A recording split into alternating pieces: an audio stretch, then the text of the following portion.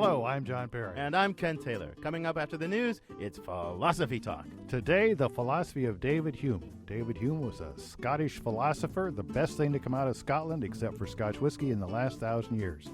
To add to that honor, he's my favorite philosopher. Really? How come? I think his views on ethics, epistemology, aesthetics, and religion are really deep and quite viable. I'm a bit of a Humean myself. But didn't he say we should toss all the books about God and abstract metaphysics to the flames because they contain only sophistry and illusion? What a killjoy! Yeah, I don't want to burn any books. He had no stomach for nonsense. He wasn't a killjoy in his personal life, though. He really knew how to party. One of his mottos was, be a philosopher, but amidst all your philosophy, still be a man. We should find out more about the philosophy of this Hume, and we will when Philosophy Talk continues after the news.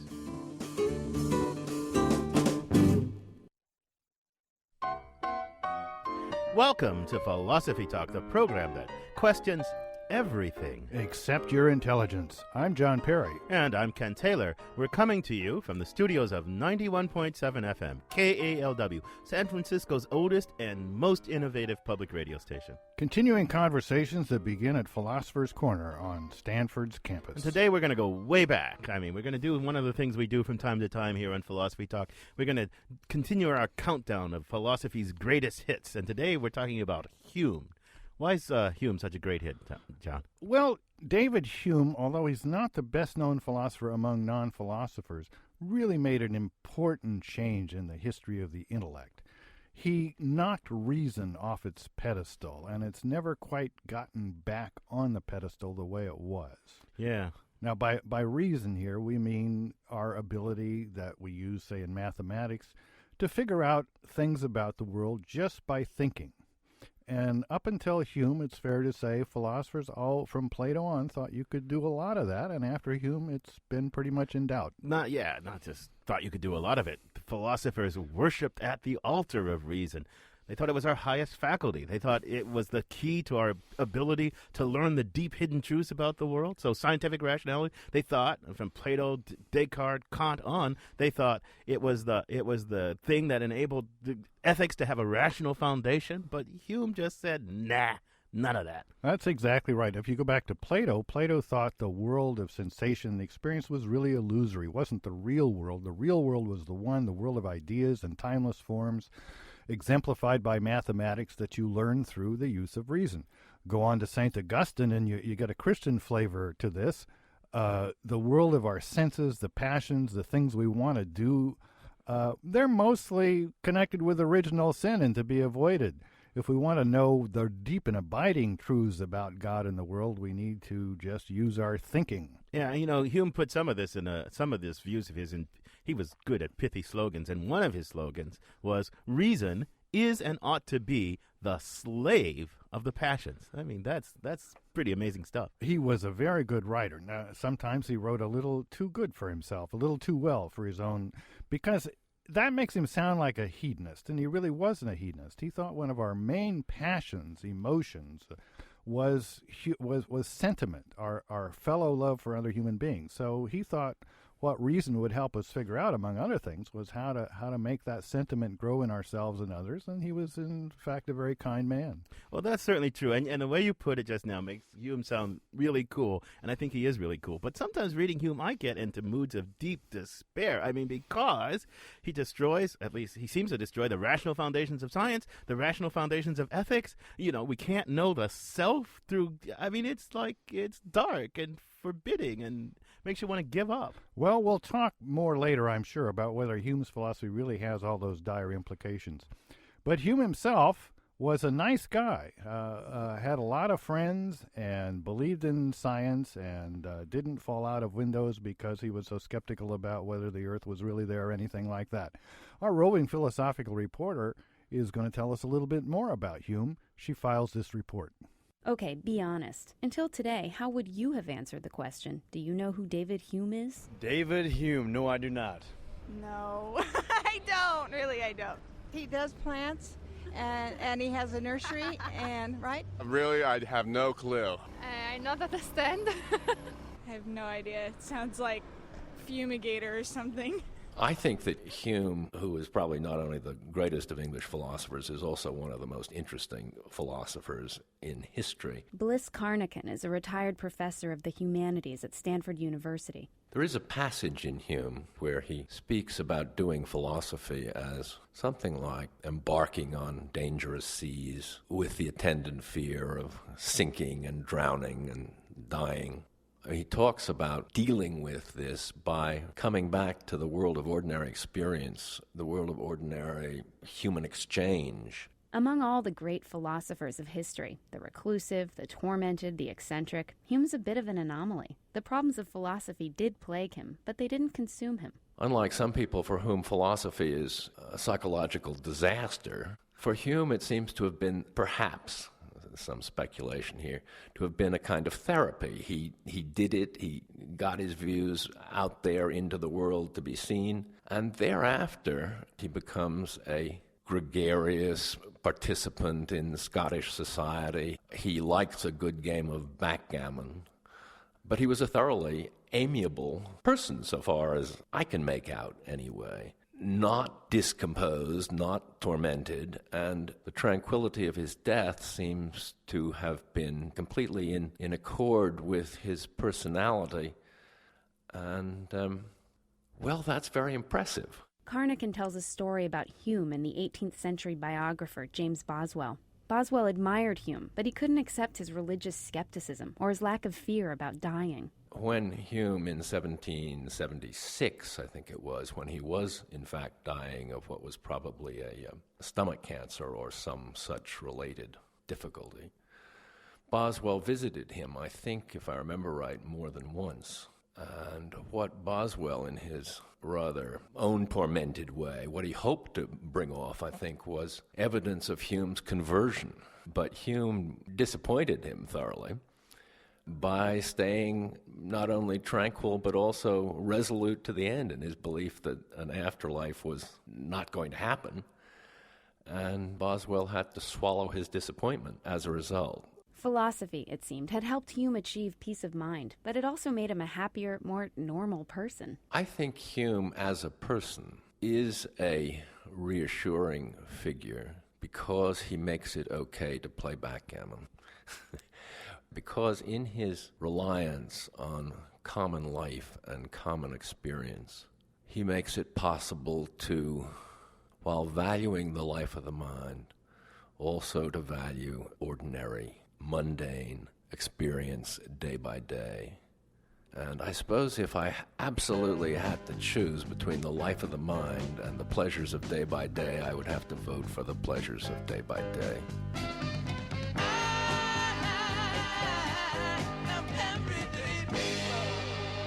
For Philosophy Talk, this is Amy Standen.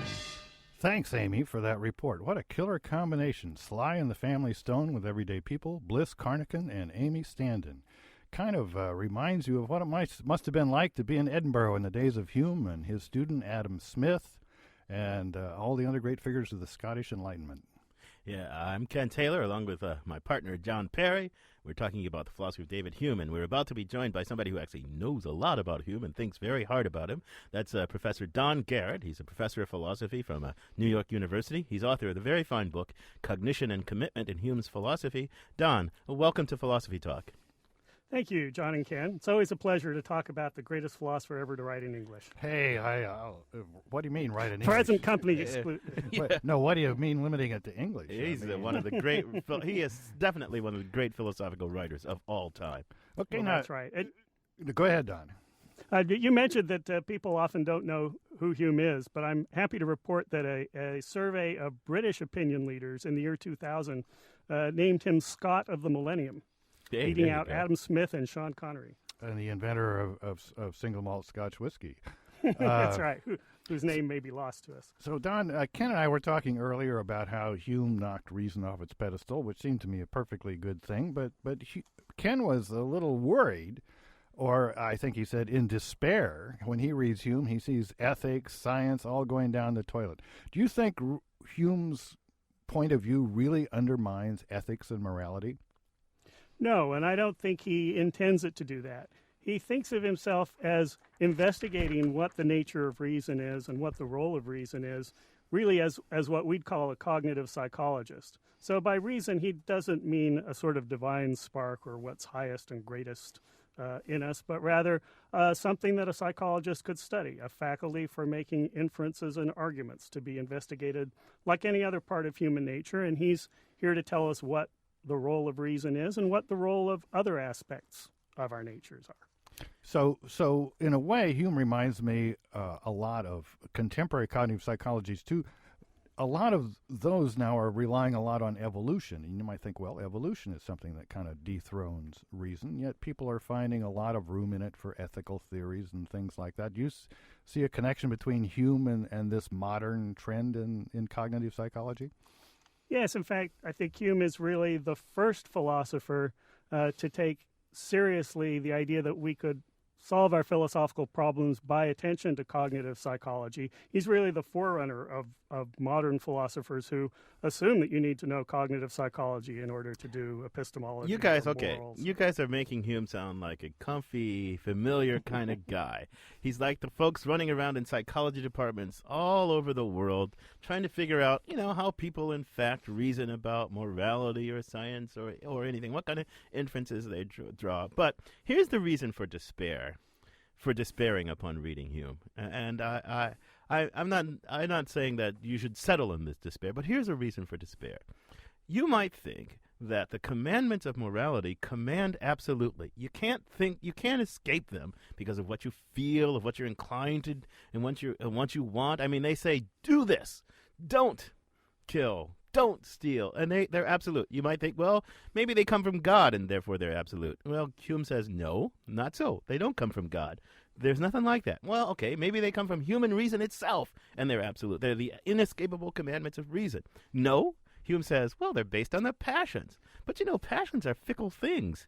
They're fickle things. I mean, some people approve of this, some other people disapprove of that. So, I mean, where is ethics? Where are we left if we go, reason is and ought to be the slave of the passions. It's a second-class citizen. Don? Well, I don't think he means that reason is entirely a second-class citizen. When he says it's the slave of the passions, he means reason can't move you to act unless you also have some desire. Merely finding out the facts that there's a Mack truck coming at you won't cause you to move unless you also desire to avoid being hit by that Mack truck. So with respect to reason, he's saying that reason alone is not enough to make moral distinctions. We need sentiments. We need what he calls a moral sense. Just as we couldn't distinguish among different colors without having a sense for distinguishing them, so our feelings provide us with the way in which we're able to distinguish vice from virtue. It's by means of a certain kind of feeling, and crucial to that feeling is the ability to sympathize with other human beings. So you might put it this way. He's saying what's wrong with people who do bad things isn't necessarily that they are reasoning badly, although they might be. What's bad about people who do bad things is that they're evil or they're vicious, in his sense of vicious, where it's the opposite of virtue, and that it's our feelings that let us know about that. I mean, Ken, look at it this way. Suppose that reason had chiseled in the sky the Ten Commandments or something like that, or concept categorical imperative. Still, you'd have to ask the question, so what claim does that have on us? How does that work? How does that get us to do things? And Hume is working out the answer to that. He says it's not going to work unless you have some passion, including not just self-love, but also this sentiment for others. And once you figure that out, you don't really need that stuff chiseled in the sky, do you? You've got a pretty good account of the basis of ethics. It depends. I mean, suppose I say to my young son, I say, don't take Joe's property.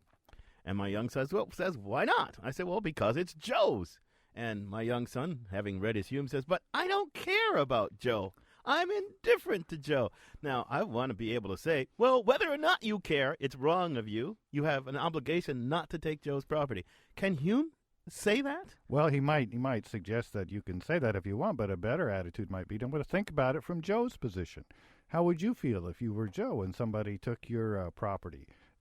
When you think about it from Joe's position, doesn't that make you reluctant to take his property? And if your son says no, well, then you're in a lot of trouble. So then maybe you ought to just kind of shout at him the way you were thinking. What do you think, Don? Well, I think John's right. If your son is human, Hume will say, then you've got a chance to get him to see things from Joe's point of view and to come to the same kind of moral decision that you yourself come to and that you'd like him to come to. So Kant's dream was that all rational beings would be able to recognize morality and have to see it in exactly the same way, just in virtue of their being rational. So if we went to other planets and found Klingons and Cardassians, if they were rational at all, they'd have morality. We'll take that up. Hume is saying that would be great, but that's not necessarily the case. Don, we'll take that. Depends on human nature. Don, we'll take that up some more in a little bit. You're listening to Philosophy Talk. We're talking about David Hume with Don Garrett of NYU. Coming up, we'll take your comments and questions. Philosophy Talk will be right back.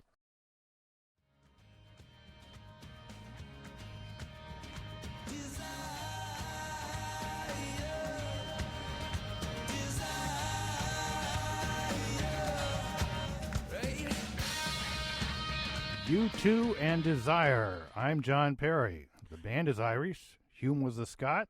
And you're listening to Philosophy Talk. I'm Ken Taylor. Our guest is Don Garrett of New York University. He's the author of Cognition and Commitment in Hume's Philosophy. What's the proper balance between reason and the passion? Which do you value more? Your ability to reason? Your emotion? Or is that just a false dichotomy, as they say? Tell us what you think. You can call in the Bay Area, 415-841-4134. I'll repeat that, 415-841-4134. Outside the Bay Area, toll-free, 1-800-525-9917. That's 1-800-525-9917. Or finally, you can email us at comments@philosophytalk.org. Don, I want to take up just a little bit more about human ethics before we move on about abstract metaphysics and all that stuff. Because I get your point. Look, Hume can tell us what kinds of things move us, what kinds of passions move us. But, ethics is about what we ought to do, right? It's what people talk, in the jargon, it's normative. Some people read Hume and think, people of a Kantian bent, I have lots of Kantian colleagues, read Hume and think the normativity's dropped out. The oughts have all dropped out. And he even has this claim, you can't derive ought from is. So, how do you get that in there? How do you make ethics normative if all you've got is the passions that happen to move us in this, that, or the other? What about what we ought to do? Well, Hume draws an interesting distinction at the very end of a treatise of human nature between the anatomist and the painter. The anatomist tries to understand the underlying workings of the human body. The painter tries to represent the human body in as beautiful and attractive a way as possible. There's something about the anatomist's view, he says, that's something hideous or at least minute.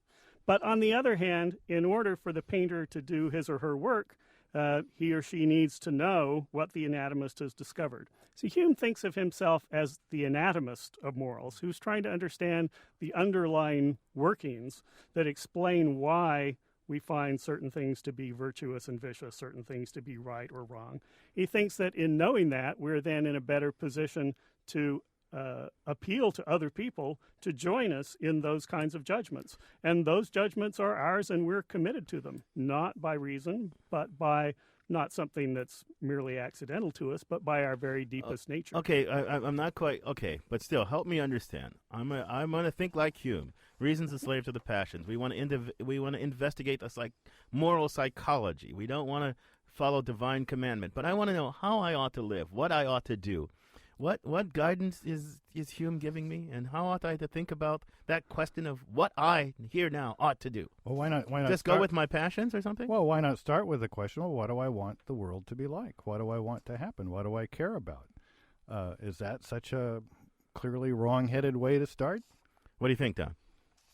I think that's right. You should think about what you want the world to be like, and in particular, what kind of person you want to be like.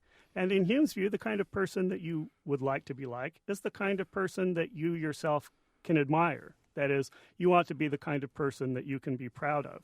And the kind of person you can be proud of is the kind of person approved by your own moral sense. So Hume's directions to you in deciding what kind of person to be would be to investigate the consequences of being a person of different kinds, sympathize with other people who are affected by your actions, and then follow your moral sense. If You're you do, other people will like you, and you'll like yourself. Oh, that sounds nice. You're listening to Philosophy Talk. You can give us a call. You can join this conversation by calling 415-841-4134. If you're in the Bay Area, if you're out of the Bay Area, you can call 1-800-525-9917. And wherever you are in the world, you can send us an email at comments@philosophytalk.org. Okay, I get your point.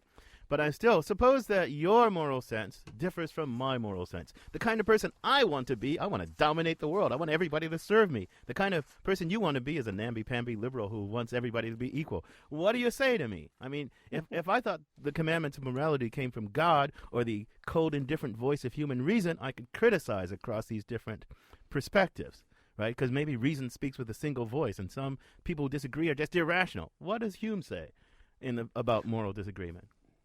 Well, Hume says, think again about the consequences of being the kind of person you are, and imagine what it would be like to be the kind of person who has to deal with you and your megalomaniac desires. But he also takes the view that ultimately, if we differ in our sentiments, there's no guarantee that we can be brought to agreement any more than there's a guarantee that we could be brought to agreement in our aesthetic sentiments. It would be wonderful if reason could settle all of those questions independently of our sensitive natures, but in fact, that's just not the case. Now, Hume also was kind of a practical sort of fellow, wasn't he? I mean, he thought the way we raised our children could make it much more likely that we would all be enough alike to get along together. That is, you could squelch this little bit of human nature that is altruistic, or you could develop it, and that's really probably a more important enterprise in trying to figure out a priori what God or reason tells us we ought to do. That's right. We can raise our children to be sympathetic and caring for other people, or we can give them, in Hume's view, a sort of distorting religious education that will distort their moral sentiments. But okay. So is the bottom line about Hume and morality? I mean, there's lots to say, but is one of the bottom lines about Hume and morality is that he's just ineliminably relativist? If I've got this moral sense and you've got that moral sense, well, that's it. There's no chance of agreement. There's no chance of rational consensus across. It's just either we agree in our sentiments or we don't. If we don't, well, that's all we can say. Is that the view? Well, he recognizes a lot of diversity in moral judgments. He notes that the ancients approved infanticide and suicide, that there are differences of opinion about the importance of military courage and marital fidelity. That struck him as a acting ambassador to France. And if he were in the U.S. today, he'd be talking about the difference in judgments about the morality of abortion. But here's what he says: the Rhine flows north and the Rhine flows south, but they both flow from the same source and are governed by the same laws. So all of those different moral judgments are based in a common human nature and common rules of psychology. He's confident that on the whole we can come to consensus, but there's no guarantee that someone lacking human nature would come to consensus with it. We might just not have enough in common. Don, we've got an email question here from Tim in San Francisco that I think will kind of push us into the next thing that we're going to talk about, which is a little less ethics and a little more what philosophers call metaphysics, what the world is like, and epistemology, how do we know it? He says, "Hi there, I've been enjoying the show. One of the things I was most fascinated about in reading Hume's inquiry on human understanding was his critique of the idea of cause and effect, that it is not so much a logical operation as an assumption that because something has always happened one way in the past, it will always do so in the future. Could you discuss this, and if possible," Ken will like this part, "touch on Kant's response to it?" That's a big question. All in 30-second sound bites. No. We have minutes here on Philosophy Talk. Go ahead, Don. Right. Well, one of the things Hume's most interested in investigating is how we come to make judgments about the future and about things that we haven't actually observed. So, for example, we've had a snowstorm in New York and people were out putting salt on the ice. They thought that salt on the ice would melt the ice. Why did they think that? Well, they think it because that's what they've seen it do before. But why do they think that the past is a kind of guide to the future or the present in this respect? What Hume noted is that there's a tendency of the mind to project whatever we have experienced to go together onto cases that we haven't yet observed, and to assume that those will go the same way. If touching the hot stove has been painful in the past, it will be painful again in the future. But, he notes, we have this tendency not because we have any good argument about the relationship between the past and the present, but because of a basic feature of our animal nature. It's really a kind of customer habit, the same sort of thing that makes you brush your teeth every night because you've done it in the past. Oh. So that means that we can't give an argument to justify that kind of projecting, what people nowadays call induction. We can't give any kind of argument to justify it except that this kind of argument has always worked well in the past. But of course, that's just presupposing that there is this relationship between the future and the past. Don, I think you must be a person of pretty good habits, to use that toothbrushing example. I mean, if the future was no more like the past, if my confidence that the future was going to be like the past was no stronger than my habit of brushing my teeth in the evening, I don't know what I would do. But your point is absolutely right. And Hume had a nice way of putting it. He said, look, very basic things like this, how we form our basic expectations of what the world is going to be like, are too important to be left to reason. Nature wouldn't leave them to reason. She wires them into us from the start. You can't help but believing that the future will be like the past. Well, maybe if you're a philosopher, you can for a couple of minutes, but as soon as you relax, you'll go and believe it again, and it's a good thing. Otherwise, you wouldn't know how to get back down to lunch. Let's let some callers in here. Don has a question or comment. Don, welcome to Philosophy Talk. Hi, this is Don. I was just listening about ethics and the moral thought, and it seems to me that Hume's sense of empathy is really no more than the golden rule, which when you boil or distill all religion down, it really comes that they have that in common. Thanks, Don. Don Garrett, what do you think about Don's? I'm not quite sure I'd agree with that, but what do you think, Don? Well, I think there's something right about that. That is, Hume, as the anatomist, will explain to you why it is that you find the golden rule to be attractive as a moral principle. It's because you have a basic feature of your nature whereby when other people are in distress or happy, you feel distressed or happy with them. And that makes you the kind of person that cares about what happens to other people. So you'll be distressed if your actions distress others. You'll be pleased if your actions please others. That's why we like the golden rule. Michael in San Francisco is on the line. Welcome to Philosophy Talk, Michael. Hi. What's your comment or question? Well, I'm just interested to hear what you think of Hume's theory about the will. He seems to talk about it as if it's compatible with the deterministic view of human nature, because he feels that we can't really blame people for things that they do unless the things that they do stem from something in their character. Well, that's exactly right. Hume was what we now call a compatibilist. He called it his reconciling project. And he said once you realize that we don't have any deep understanding of how the past, our own past, forces us to do the things we do, it's just a generalization. You say, well, why does that get in the way of freedom? Being free is being able to do what you want, and experience tells us that if they don't have anything getting in the way, people will do what they want. So it sounds like we got a lot of freedom. But I think we've got to show. I think we've got to talk about this and show how destructive, in some ways, at least to previous philosophy, how deeply destructive to previous philosophy Hume's approach is. Because, go back to somebody asked us about the principle of cause and effect and how we learn anything from experience. And Hume says, you just have this habit of projecting the past into the future. It's a habit, or he calls it custom. And it's kind of like an animal instinct. And you ask, what's the rational foundations of that? He says, there aren't any rational foundations. It's good. It's a good thing you do, but you can't justify that rationally. Now, then he says, and part of the reason is he thinks we can't really peer inside of the event in nature and see how one event makes another event happen, the power by which one event produces another. And you know what he says? We also can't peer inside our own wills and see how our wills cause us to act. I mean, we have this intention or desire or something. It moves our body in a certain way, but how it does that, that's locked up from us completely. So, I mean, it's kind of tricky. Don, what do you think about my gloss on Hume? Well, I think it's quite right to insist on how radically Hume is trying to depart from the tradition, not that there weren't compatibilists before Hume. But he wants to make human nature a part of nature. He wants to understand human beings as a part of the natural world. And that means that the human will can't be understood as something outside of nature, inexplicable, incapable of being understood. It's causally related to our motives and our desires in the way that other things are causally related. Our conception of two things being related as cause and effect is just that they go together.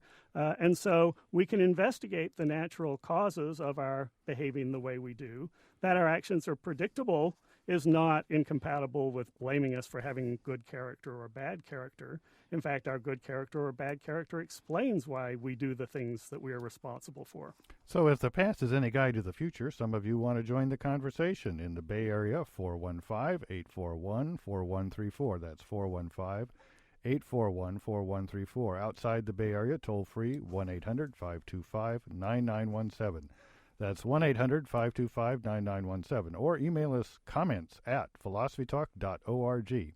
I want to go back to something that I think Don from San Francisco said and talk a little bit, engage a little bit of a conversation about Hume on religion. Don said that if you boil all religions down to their essence, you get the golden rule. I wish that were true, but I think you'd have a lot of things floating around in that water aside from the golden rule. I don't think the attitudes that many Christians have towards people of other religions or some of our Islamic fundamentalists have really just amounts to the golden rule. And Hume certainly thought that a lot of religion was bad and it ought to be thrown away and forgotten about. I guess, Don, I don't know how you feel about this, but in his great book, Dialogues on Natural Religion, I take him at his word, and he ends up thinking that probably some intelligence did design the world, but he doesn't think we can know beans about what it wanted us to do, and we shouldn't use that as a premise for any of our criticisms of others. On the other hand, Hume was very reluctant to be excommunicated from the local church. Where do you think he stood on religion? Well, I think he thought that religion was on the whole a bad thing. And if you're a secular humanist, then Hume should be your hero. He's opposed to what he calls superstition and enthusiasm. He tends to identify superstition with, among other movements, Catholicism, and enthusiasm with, among other movements, Protestantism. And he thinks these are both bad influences. He thinks the ancients were much better off because their religion, though they had one, wasn't involved in their philosophy and it wasn't involved in their ethics. And the presence of philosophy of religion in philosophy now is a big problem. So he wants religion out of philosophy. He wants to be skeptical about positive theology and miracles and immortality. He wants religion out of ethics. He's opposed to the monkish virtues of celibacy and fasting and penance and mortification. And although he favors what he calls a true religion, this sort of amounts to a speculative willingness to grant that there's some possibly remote analogy between the cause of order in the universe and an intelligent mind. Well, Don, this is complicated stuff. I want to ask you some more after a little bit, why he thinks these things exactly. I don't think we've given our listeners quite a feel for why he's driven to what I regard as kind of extremes. But, you can join this discussion after the break. You're listening to Philosophy Talk. We're talking about the Scottish philosopher David Hume with Don Garrett of New York University. Coming up, we're going to talk about the following. Suppose we believe Hume was right. We'll talk a little bit about why he believed what he did, but suppose we accept it. What's next? For example, Hume was very dubious that we really have any acquaintance with a self, an underlying essence of who we are. Does that mean we should throw all the books on self-help to the flames, along with the metaphysics and religion? What do you think? Philosophy Talk will be right back.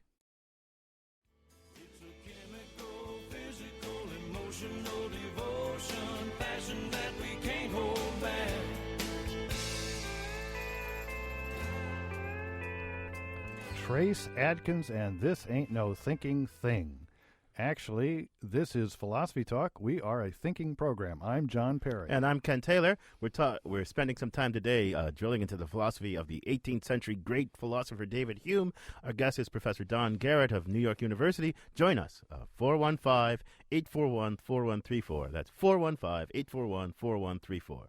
And from all around the world, our toll-free number is 1-800-525-9917. That's probably just in the continental North America, 1-800-525-9917. Or email us, comments@philosophytalk.org. Now, if we've managed to excite your interest in Hume, I'd like to mention a couple places you might start your reading. Probably, at least in my opinion, Hume's greatest literary piece was his Dialogues on Natural Religion. It's fairly short, about 80 pages. It's in dialogue form, makes very good reasoning. It's very engaging. He has two other relatively short books that were very influential. His Inquiry Concerning Human Understanding and his Inquiry Concerning the Principles of Morals. You can pick these up at any used bookstore, news bookstore, Amazon.com, any way you want. Inexpensive editions are available. You don't need to worry about translations because Hume wrote in English. And he wrote in beautiful English. He's one of the great philosophical writers of all time. There's no ifs, ands, or buts about that. Don, I want to ask you something, though. We haven't really talked about, reasons dethroned. We talked about the passions, but in trying to understand the world, the hidden truths about the hidden truths about nature, what takes the place of reason? How are we supposed to learn anything about the world? Especially given this thing, the future and the past and all that we were talking about, how we can't guarantee that the future will conform to the past. How do we learn anything? Give us a little primer on impressions and ideas. Okay. Well, Hume's view is that all the perceptions of the mind, everything that's present to the mind, is either an impression or an idea. Impressions are what we get in feeling, both through our external senses and hunger and passions and so on. And ideas are really fainter images of these, and that's what we use in thinking. We use ideas in thinking. They're copies of impressions. So that means that we can't really conceive of things that are radically different from the kinds of things that we actually experience. And we reason with those ideas. Now, that's in contrast to many of his predecessors who drew a distinction between ideas of the intellect, which were not images of experiences and were very powerful representations whereby one could understand God and the metaphysical nature of reality, and mere images in what was called the imagination. Hume is basically denying that there's any such thing as the intellect. He thinks we do it all with ideas that are really copies of things that we've experienced. We've got an email question that's sort of related to this. It's from Joe, somewhere in Ohio, it looks like. It says, you have been clear about Hume's influence on contemporary cognitive psychology, but I'm wondering whom Hume was influenced by. It's the old Hume problem. Radio announcers have had that since the 1800s, I believe. Yeah. I know that he refers to Locke at times, but I'm not sure that Locke can be seen as his primary motivation. Kant was later influenced by Hume when Hume awoke him from his, quote, dogmatic slumbers. Did anyone in particular motivate Hume's project in such a deep and profound way? I don't know. What do you think, Don? We've got an expert here. We don't need you, John. Don. Well, Hume was very familiar with the entire history of philosophy. He greatly admired the ancients, including Cicero, and he was very influenced by the ancient skeptics. He was certainly moved by his reading of Descartes as well as his reading of Locke. Locke is someone who also has the project of trying to understand how human understanding works. And in fact, Hume thinks of himself as putting the science of man, the understanding of human nature, on a scientific footing. He thinks of himself as continuing in that process that was begun by Locke. And in a way, he thinks of himself as the Newton of the moral sciences, right. Just as Bacon inaugurated the empirical method in natural science, Locke inaugurated it in the moral sciences, Don, and now Hume's going to be Newton. Don, I want to. That's a point I want to take up a little bit with you. Look, the senses, rationalist philosophers, people like Leibniz and Kant, Spinoza, Hegel, people on the continent rather than in the British Isles, they tended to think that the senses, the impressions of the senses, they were really superficial things. I mean, the world kind of tickles our sensory apparatus, but in tickling our sensory apparatus, it doesn't reveal much about how it works. It's just an inward rush of stuff. And you need reason and rationality to get beneath that, right? And you've told us, Hume says we can't do that. We'll never get beneath the impressions of the senses. But their shallowness doesn't go away. So what I'm wondering is, isn't Hume just saying, you know what? We're locked out from knowing the secrets of nature. We're locked out from knowing the deep motivation. He wants to put us in nature, in a part of the natural order, be the Newton of the sciences, but it looks like we can't do anything because all we've got, in terms of discovery, all we've got are the superficial deliverance of the senses and custom and habit. Isn't he a destroyer? Isn't he a wrecking crew? The whole edifice of science goes away, doesn't it? No. I want Don's answer. I want Don's answer. I think Hume's view is it would be great if we had a source of certain knowledge like the intellect described by Leibniz. It would be great if we had a divine or reason-commanded morality. It would be great if God were providing a true religion to us. Those things would all be great, but we don't have those things. So in the words of Mick Jagger, you can't always get what you want.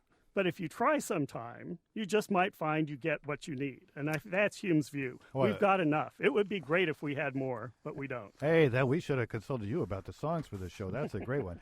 I would say, in response to Ken, agree with Don, but in a way, Hume put science on its proper footing. Just try to build up accounts that more and more take it for granted that the future will be like the past and try to describe the regularities we find.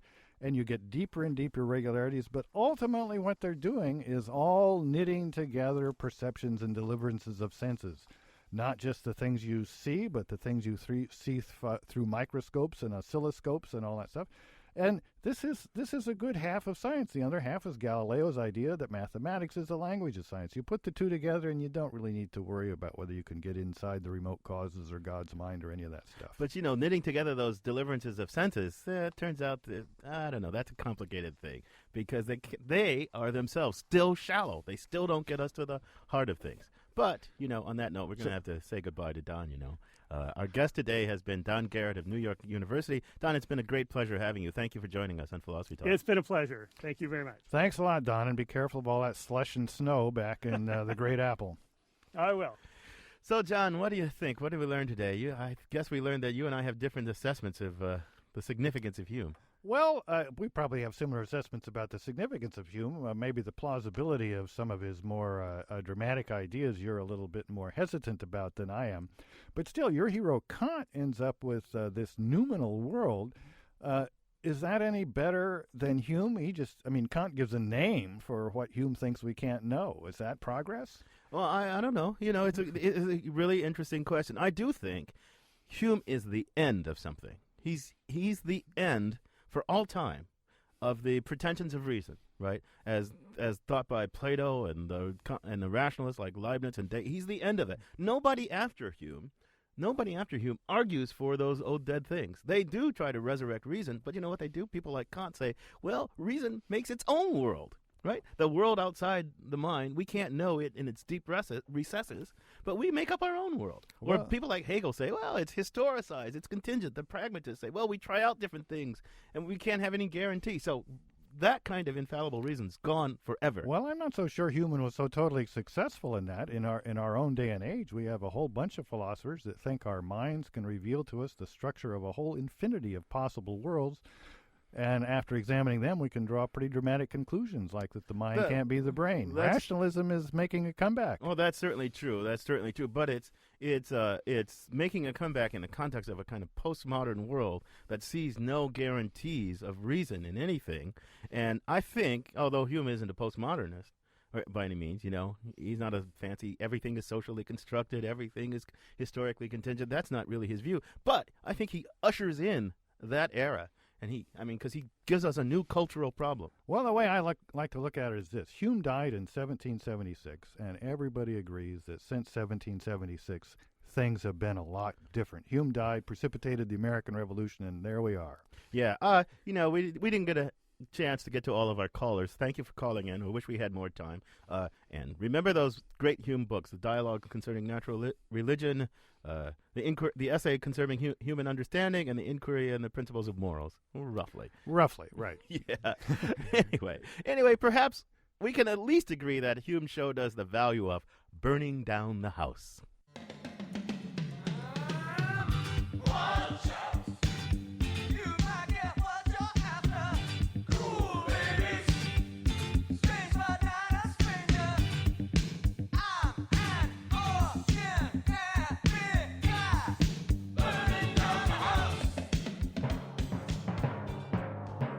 have this terrible drumming in my head. I think something's about to happen. It's not in your head, Ken. We can all hear it. That's not drumming. That's conundruming. Oh, so a caller's on the line now. Welcome to Philosophy Talk, Deborah.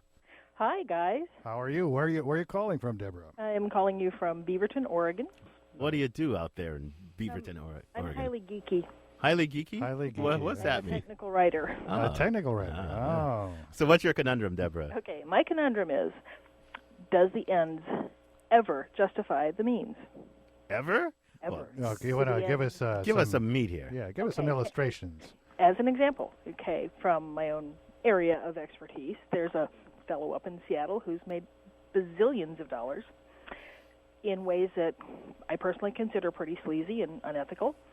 But now that he has the bazillions of dollars, he's using it for lots of really good things, like making sure kids all over the world are vaccinated. Does that make it okay for him to have done what he did? I don't really think your question is, does the end justify the means? I think it does one good thing that he does compensate for the bad thing that he does. Right. Does the end ameliorate the means? Maybe the question you're getting at is an action that would otherwise be abhorrent and not justifiable. It might achieve some other good effect, some other good end, and we might say, if he weren't giving to charity, then we would otherwise think his means of getting wealth was abhorrent, right? Because he's just greedy, monopolistic, whatever. So let's take a different example. Ken has got a glass of water. It's his. He paid for it. It's Evian or some expensive kind of water. There's a very thirsty child. I steal Ken's glass of water and give it to the child. The means is prima facie wrong. The end, giving the child something to drink, is prima facie good. Does the end justify the means? There we have a balancing act. Well, in this case, probably it would. I think it depends on how big Ken is and how big the person is.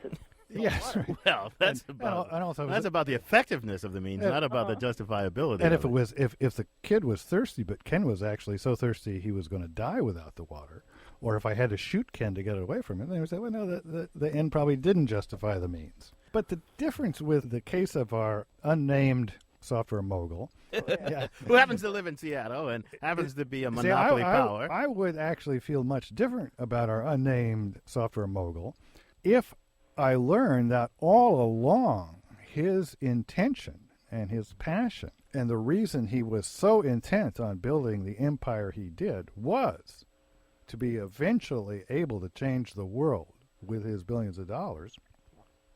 That would be one thing, but I don't think in this case that was his end. I think it's like you said earlier, it's a further act done to ameliorate. Deborah, I think you're getting at, your question gets at a really deep philosophical problem. What are the permissible ends? How do we choose the ends? What's the right end, the good end, the best end? And that's, I think, a very deep question of what governs the choice of ends. We know what governs the choice of means, the ends that you have, right? And you can have competing ends, and so therefore you can have these debates about whether this mean is justified or not. But the deeper question is, what justifies the choice of ends?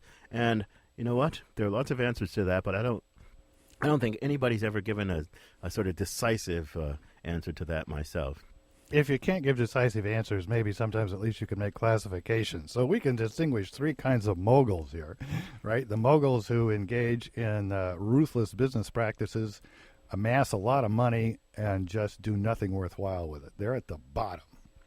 Then there's those who engage in ruthless business tactics because they want to get rich, but once they get rich, set up foundations that do a lot of good. They're morally better than the first group. And finally, there's those, I mean, there may be those, I don't know of any, but there could well be, who engage in the ruthless business practices in order to get rich, in order from the get-go, original intention, to set up foundations to feed the hungry and help the poor and promote world peace. They're on top of the three. Now, if there was somebody who managed to get rich without ruthless business practices for the purpose of helping the poor and promoting world peace, they would be better than all of those. Well, that's right. But, ruthless business practices, John, are business practices that your competitors don't like. Who gets to say what's ruthless is, right? So I practice these in this way, and other people don't like it. Now, if they're powerful enough, they win. They get to have the word ruthless. If I'm clever, powerful, outwit them enough, then that's just their complaint. So, again, it gets down to how do we settle, what is the right end or not? And I don't think there's a decisive answer. Well, I think a lot of business practices clearly have plenty of ruth, and a lot of business practices are clearly ruthless. And I'll admit there's a number in between where it could go one way or the other. Yeah. But I don't think it's a distinction totally without context. Yeah, Deborah, I hope we've helped you think about your question at least a little bit. You've certainly let me think a lot. Thank you. Okay. And say hi to all the folks in Beaverton. Yeah. We shall.